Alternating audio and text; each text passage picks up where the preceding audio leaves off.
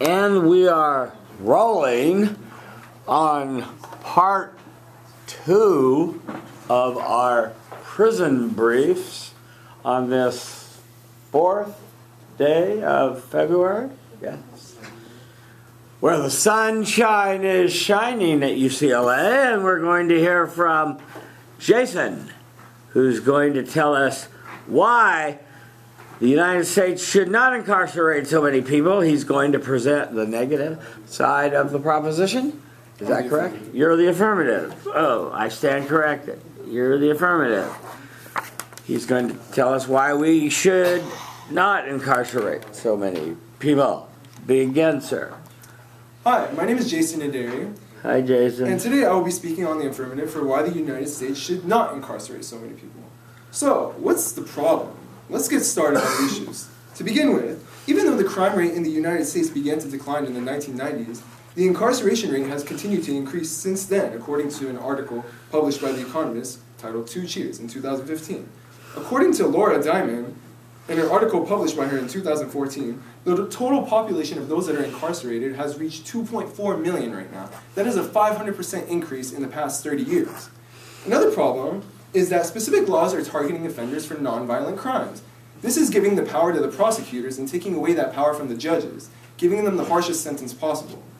Now, another problem is that mandatory minimum sentencing laws have kept people in prisons for longer periods of time. According to Minnesota law professor Michael Tonry, these mandatory minimum sentence laws have not even been shown to be effective at all. They have not decreased the crime rate. An example of this can be seen that, let's say a low-level drug dealer is arrested for a crime. That won't stop the flow of the crime. Someone will just come to take his place. So no crime rate will actually be decreasing as a result. Lastly, many laws can be interpreted in different ways, which result in many people being prosecuted for crimes they didn't even know they committed. Let's talk about one woman by the name of Lisa Snyder. Lisa Snyder was running a childcare service, and she did not know that it was illegal to run an unlicensed childcare service. As a result, she was given consequences and given charges for her crime. So, how big is this problem, actually?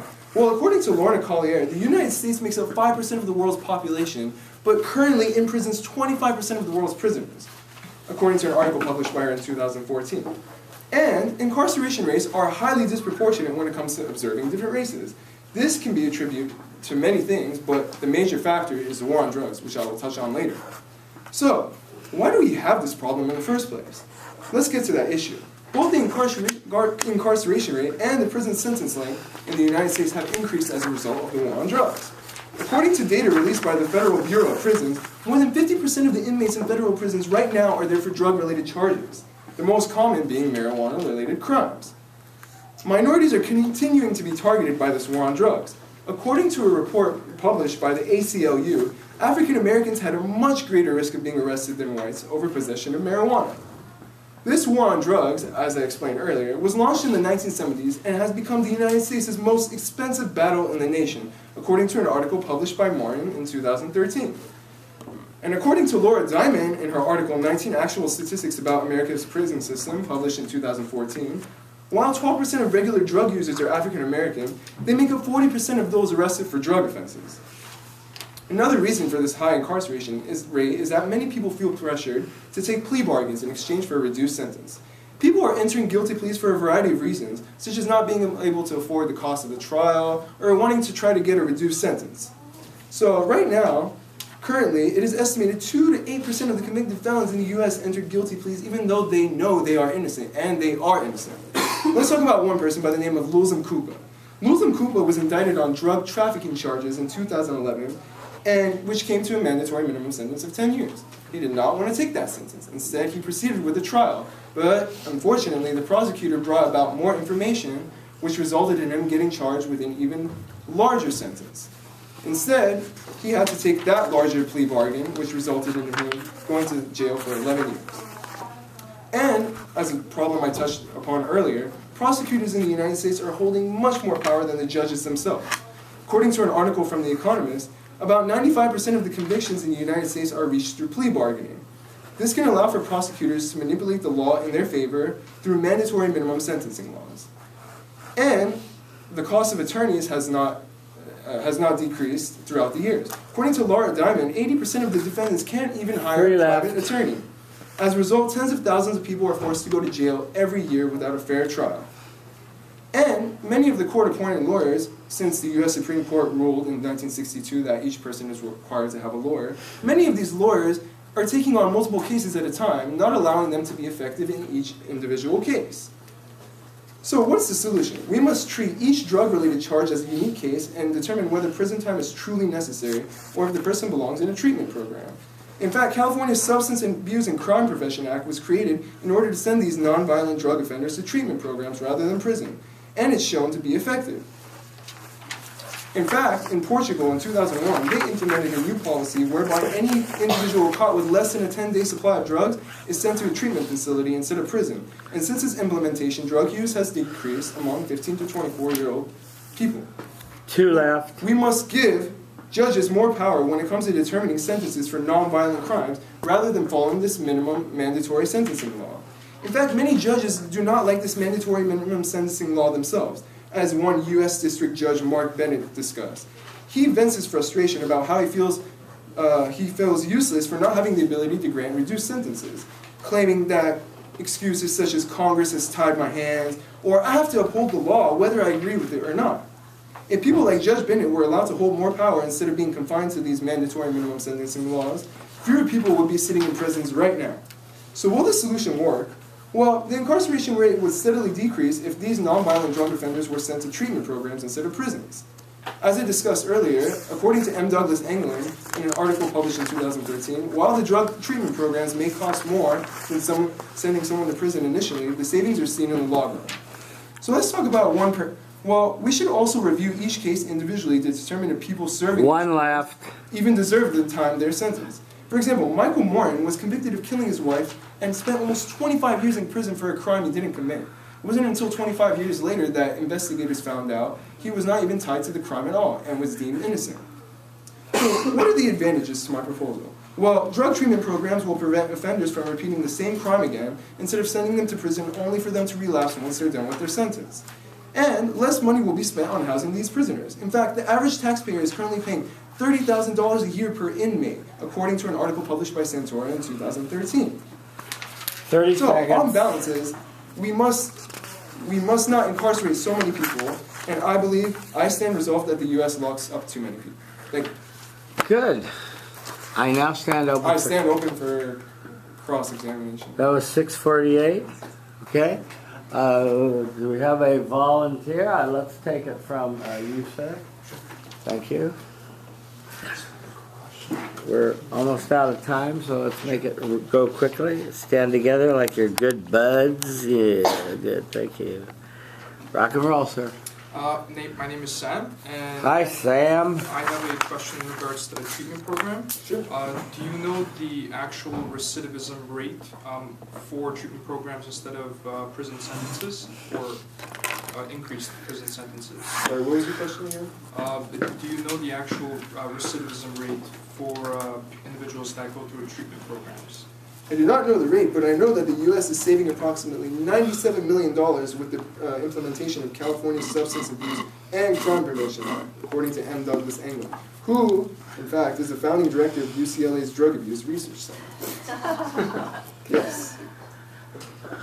How do you know recidivism doesn't occur if you don't know the rate? Or how do you know treatment programs work if you don't know the recidivism rate? Well, we know that these drug treatment programs are keeping people from being sent to prison, so that is actually decreasing the incarceration rate. In fact, these drug treatment programs have been known to decrease the chance that people, once they come out of prison, will relapse and go back to prison again, thus increasing the incarceration rate, which is not something we want to do.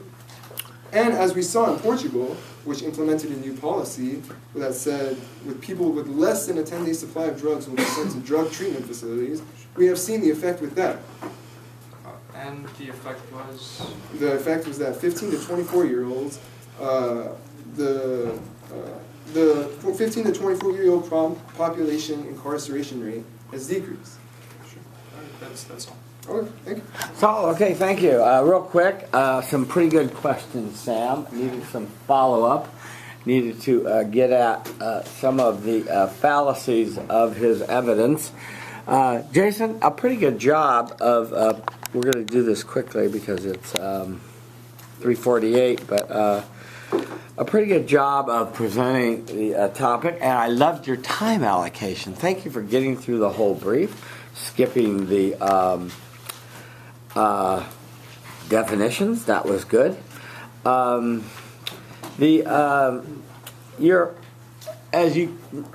think you know from hearing the other side that the statistics were sort of cherry picked and a little misleading, but you presented statistics that could have been picked apart, but nonetheless made your case, so that was fine.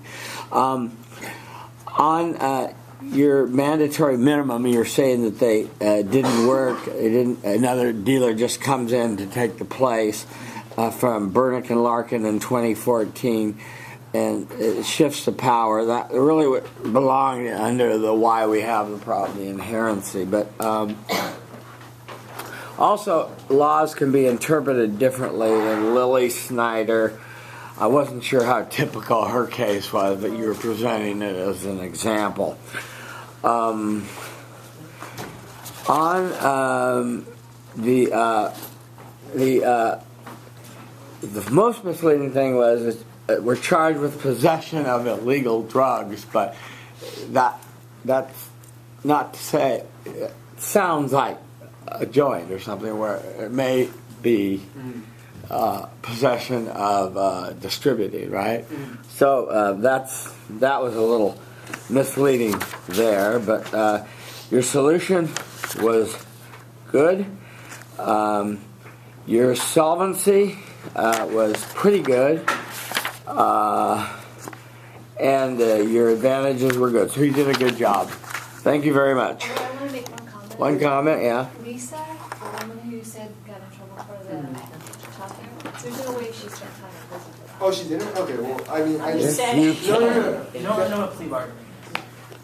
Was it a plea bargain for? Because I just saw the case that You don't she was plea facing bargain for more consequences. years. You plea bargain for less. Exactly. Oh, no, she wasn't a plea bargain. No, the other case. Yeah, no, You heard me exactly. say They just 2.5 thought that it was pages. like, Okay, you all heard me say Thank you. by law, it's not single-sided, possible. 2.5 pages per question. Every question needs an example. They know Yeah, that no. case. He said that, This should be around 20 pages when you It's turn been it in. 10 years. She went to trial, and they found more evidence to make plea bargain her to a That's Oh, no, that wasn't Snyder. That was somebody I know, it's not that. Oh, you're talking about the... But like, plea Oh, bargain by definition, okay. it's the years to just not go to trial. no, I said like, so the guy who said, I know, I want to go more. You all heard me say 2.5 pages per question. So No, around they can't 20 do that. pages. They file a case, that's why they always file the highest. I have to law hospitals. Wait, can you do evidence? It's not you can't. No, you have to be a whole new case. You have to file a whole new case. Sorry to prepare you with Trump. Maybe I misread the That's all right. No, I'm curious. So, you might For be, you, you argue in the future. practice. I have a teacher who's a UCLA law professor right now. Just told me that? Everybody was asking him, they're like, well, why don't they go here? And he's like, no, you can't do that. Maybe it was a new trial. Yeah. I see. Okay. Thank you for telling me.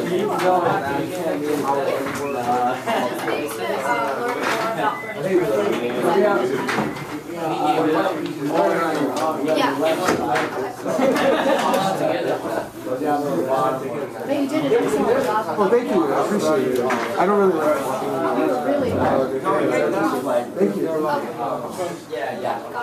Professor, can I have a midterm? 20 pages minimum.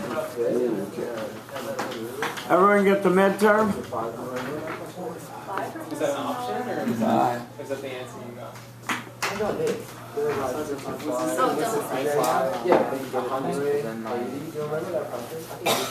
What a tragedy. Next week. Actually, I don't even remember these. Like, all of the same. What? Okay, so I talked to the lady, to Kate and everyone. Yeah. So our branding and stuff. if you want to use anything from UCLA, there's a specific typeface and color scheme you have to use, or they actually will with us. So I just go through and change all of our branding to UCLA colors, the official color scheme. Okay. Yeah, I thought you'd find this interesting. Okay, About the good. lobster case from the Economist article. Oh yeah.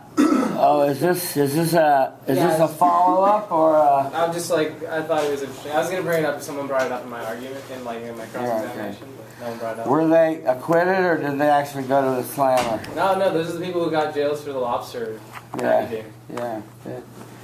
Yeah, that's pretty bad. There was another guy. I think it's actually justified if you read what they actually were. Oh, I see. It explains it a little bit more. Yeah, Good, thank I you. think they just kind of threw it in there without giving some detail about it. Oh, I see. Okay, See you good. next time for The this. Economist had a liberal stance. No way. When is the China debate? Is that next Thursday? No, February 18th. 18th. Oh, okay, so the Thursday after?